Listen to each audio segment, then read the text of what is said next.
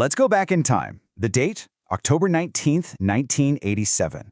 This is the story of how Wall Street's absolute faith in its own genius technology backfired. I mean, spectacularly. It led to the single worst crash in its history, a day when the machines truly rebelled. You know, to really get what happened in '87, you have to get the vibe of the mid-'80s.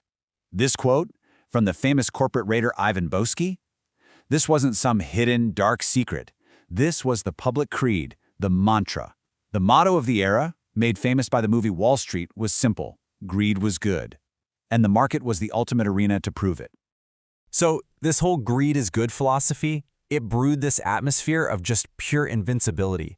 It was a time when traders, investors, pretty much everyone genuinely believed they had built a perfect market, one that had finally conquered risk. Yeah, forget those old black and white pictures from 1929 with guys screaming and throwing papers in a pit. The trading floor in 1987 was sleek, it was modern, it was computerized. The loudest sounds were printers just spitting out trade confirmations. This wasn't about emotion anymore. No. This was about logic, speed, and the promise of a perfectly predictable future. And boy, did the numbers back up all that confidence. The market had been on an absolutely epic 5-year bull run. The Dow Jones had more than tripled, soaring from around 77.6 to a peak of over 2,700. It really felt like the laws of financial gravity had just been suspended. I mean, the pace was just breathtaking. In the first 7 months of 1987 alone, the market jumped another 44%. This wasn't some slow and steady climb. This was a rocket launch, and it convinced everyone that this was just the new normal. And then, right at the peak of all this, in August of '87, a new character walks onto the stage. Alan Greenspan, the new chairman of the Federal Reserve. And he was the polar opposite of the traders on the floor. A quiet, nerdy intellectual in a world of loud, brash confidence. Greenspan was a true believer in free markets. His whole philosophy was that the best thing a regulator could do was just get out of the way. Let the market figure it out. This quote, which was kind of a dry joke he made when he was sworn in, it really revealed his core belief: don't mess with the natural order of things. Okay, so this brings us to the real heart of our story. Because at the center of this supposedly perfect market was a brilliant, elegant, and, as it turns out, an ultimately catastrophic new piece of technology. It was called Portfolio Insurance, and the sales pitch? It was absolutely irresistible. It was a computer program that promised to let huge investors, we're talking big pension funds, enjoy all the juicy gains of a rising market while being completely protected from any crashes. It was the holy grail of investing. The logic behind it was, well, deceptively simple. Think of it like a magical seatbelt in your car. The second the market starts to dip, the program automatically, instantly sells futures contracts, which are basically bets on where the market is going, to create this financial cushion. This dynamic hedging, as they called it, was supposed to make any crash completely painless. And Wall Street bought in. Big time.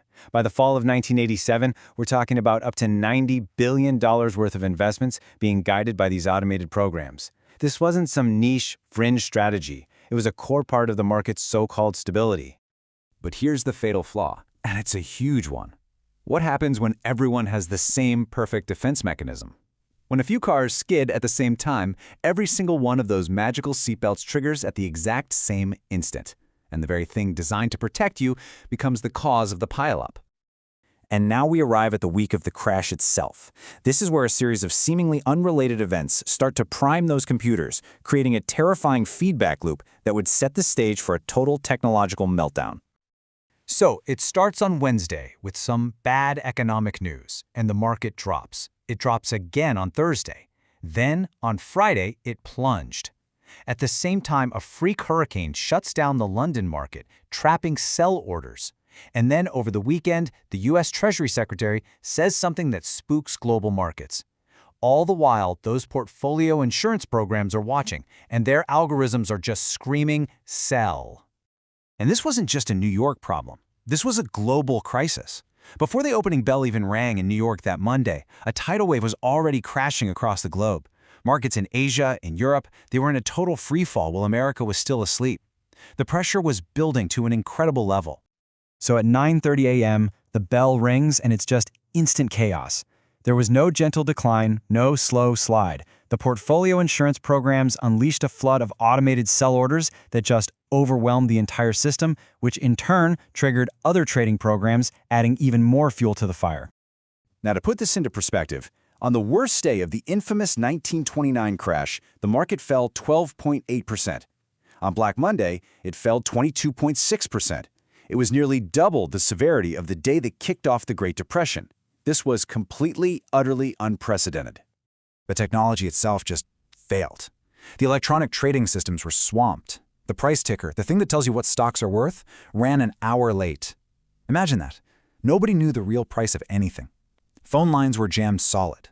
And in that chaos, the buyers, they just vanished. The exit door was gone. So the machines had created this perfect storm of logic that led to total illogical chaos. The entire system was right on the verge of complete collapse. And that's when the humans had to step back in. By the end of that day, the damage was just staggering. $500 billion in value had simply evaporated. Poof, gone.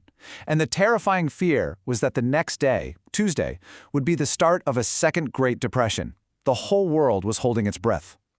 The next morning, Alan Greenspan, the man who believed in non-intervention, issued this single, very terse sentence. Now, it sounds like jargon, but it was a promise. It was the Fed telling the world, we will not let the system fail. We will be the buyer of last resort.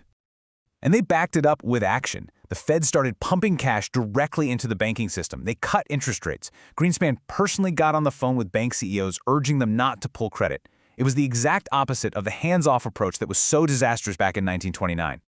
Probably the most lasting legacy of the whole affair was the creation of circuit breakers. In essence, Wall Street built a mandatory off switch right into the market's machinery. If a crash starts to accelerate too quickly, the entire market just stops. It forces a timeout for everyone to catch their breath. You see, 1987 was survivable because humans could still step in and flip a switch that the machines couldn't. But that leads to a really crucial and maybe a little scary question for today. In our world of high-frequency trading and AI, where algorithms trade in microseconds, literally faster than a human can even think, are we really sure we know where that off switch is anymore? And could we even get to it in time? And so, another chapter closes. For more journeys into history's forgotten files, please like and subscribe. Your next story awaits.